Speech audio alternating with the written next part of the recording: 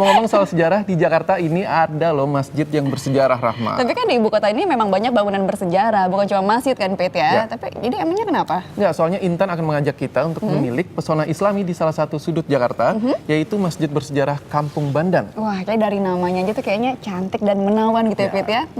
Sayangnya pesona Islami sekaligus jadi penutup kebersamaan kita pagi ini. Tak bosan mengingatkan, bagi yang punya informasi menarik tentang apa saja, jangan disimpan sendiri. Anda bisa berbagi salah satunya lewat akun Twitter @officialnetnews. Akhir kata, saya Rahma Hayuning dia. Dan saya Peter Ngantung, dan selamat pagi. Semangat beraktivitas.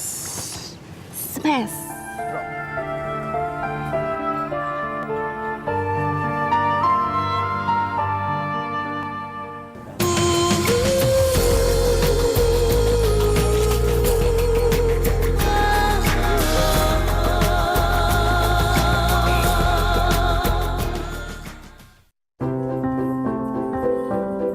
Berada di kawasan Kota Tua Batavia, tepatnya di area utara Jakarta, inilah Kampung Bandan.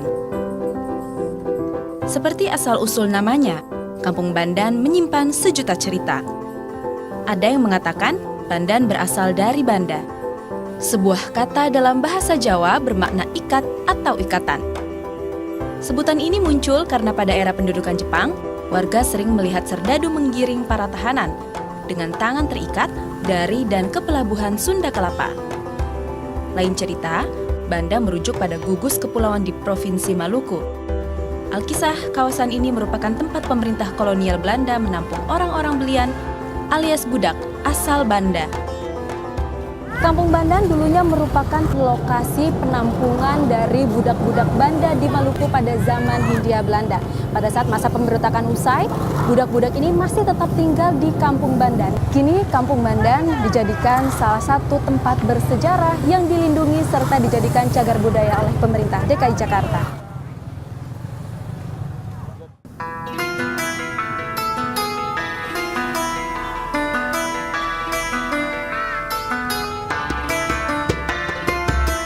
Jejak sejarah salah satunya tertinggal di sini. Masjid Jami Al-Mukarramah atau kondang berjuluk Masjid Keramat Kampung Bandan. Berusia lebih seabad, masjid yang telah berdiri sejak 1879 ini punya banyak keistimewaan. Salah satunya pada tangkal-tangkal kurma yang sejak lama subur hijaukan pelataran. Bukan datang sendiri, tanaman-tanaman palma asal daratan Persia ini merupakan buah tangan dari perjalanan leluhur tunaikan ibadah haji di Tanah Suci. Hingga kini, pohon masih tegah berdiri juga rutin berbuah 2 kali setahun, bahkan yaitu di bulan Rabiul Awal dan saat Ramadan. Nah, kalau gelar keramat yang tersemat pada masjid berasal dari sini. 3 makam Habib yang telah ada sejak abad 17-an adalah Habib Muhammad bin Umar Al-Qudsi, Habib Ali Abdurrahman Ba'alwi, dan Habib Abdurrahman bin Alwi Asyatri tersemayam di sini. Mereka termasuk orang-orang yang syiarkan Islam di pesisir Batavia. Hingga kini, setiap hari pusara tak pernah sepi. Peziarah datang dari berbagai daerah. Tujuannya tak lain kirimkan doa bagi kemuliaan Islam dan para ulama. Hitung ciri khas lah ya, namanya pohon kalau Allah udah berkehendak kan di mana tempat itu berkah, ada karomahnya, apalagi para wali, para aulia, para habib, yaitu mungkin berkahnya di situ, keanehannya, keajaibannya. Allah kan nggak sulit, supaya mudah. Allahu Akbar, Allahu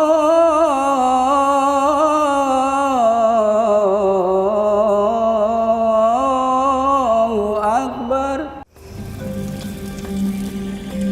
Keistimewaan Masjid Bandan lainnya ada di sini. Air jernih yang mengalir deras. Sejumlah orang bahkan percaya air dari sumber ini berkhasiat sehat.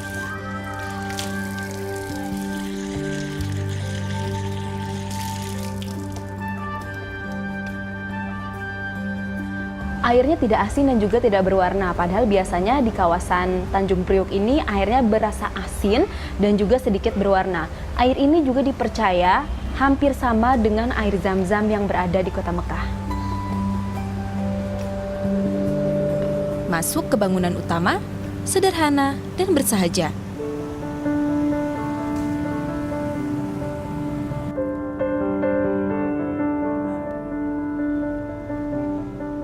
Jadi kesan yang langsung menyapa.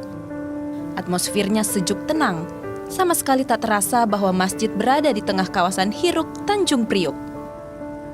Menjaga masjid beserta seluruh isinya juga mengawal berbagai kegiatan di dalamnya. Sudah turun-temurun jadi amanat dalam keluarganya. Ini dia pengelola Masjid Kampung Bandan, Habib Alwi. Assalamualaikum Habib. Waalaikumsalam warahmatullahi wabarakatuh. Habib, boleh diceritain nggak gimana sih awalnya kok bisa ada 3 makam Habib di dalam masjid ini? Jadi semula makam ini berada di luar masjid. Jadi masjid yang awal itu, masjid yang pertama kali itu, yang bersejarah itu bukan sebuah masjid yang besar, tapi merupakan surau, merupakan semacam musola yang dipakai sebetulnya untuk mereka yang datang berziarah ke makam para wali ini, di makam itu ya. Jadi mereka datang ke situ. Kemudian setelah pertambahan penduduk di sini, itu membutuhkan satu bangunan masjid untuk bisa dipakai sholat berjamaah. Jadi karena keterbatasan dana, jadi anak daripada pendiri masjid itu yaitu Habib Alwi bin Abdurrahman Asy'atiri, beliau memperluas wilayah masjidnya, suraunya itu menjadi masjid yang bisa dipakai untuk sholat berjamaah.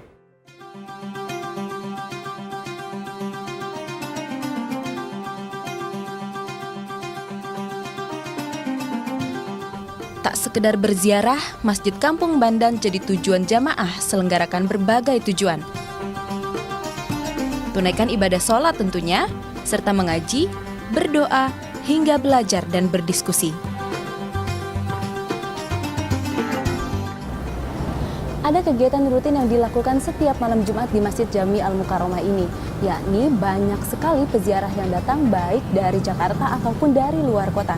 Makanya diadakan tahlilan dari malam hari menjelang pagi hari.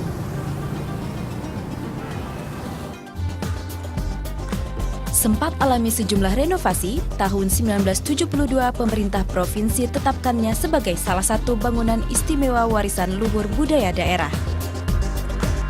Masjid sederhana di tengah Kampung Bandan cegak berdiri hingga kini, menjadi saksi untaian kisah sejarah ibu kota. Juga menjadi oase penyejuk metropolitan sibuk Jakarta.